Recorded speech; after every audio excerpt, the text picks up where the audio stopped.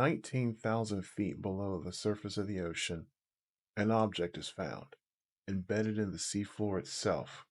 This object appears to be made of materials not of this earth, yet also appear to be ancient. What do you think could possibly be inside of this vault? Those are the things that are explored in the podcast Derelict. So how goes it, folks? Jolly Yellow talking to you, and I want to make one point of clarity in this podcast. So you see the name there, Fathom. That is actually what is considered season one or a prequel to the larger podcast Derelict. But what I'm going to be talking about here is just the Fathom portion, which is a 10-episode podcast with excellent production value, and it'll just keep you on the edge of your seat wanting to know what happens next. In the podcast Fathom, we see mostly from the perspective of Ava Graf, the lead researcher of what is known as Fathom Base, a rather large encircling base structure that has been built around what has been called the Vault in order to research it, find out what it's made of, find out what's inside of it, and ultimately find out how to open it. At the behest of the Maas-Dorian Corporation, Ava Graf has been working with trying to decipher what exactly is inside the vault, and she has come very close to a major breakthrough thanks to the modern technology, well, modern for them or futuristic from our perspective, including what is known as an artificial conscience, which is something above the level of an artificial intelligence. We're talking about an artificial intelligence that is conscious and can make decisions for itself. In this case, it is known as Mac.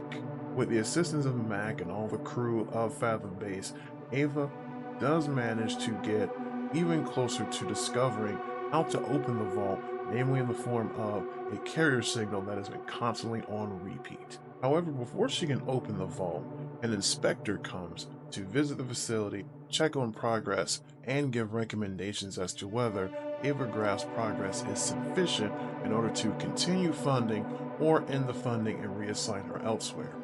However, before even those results can be kind of delivered to her, disaster strikes Fathom Base and everything is thrown into chaos and disarray.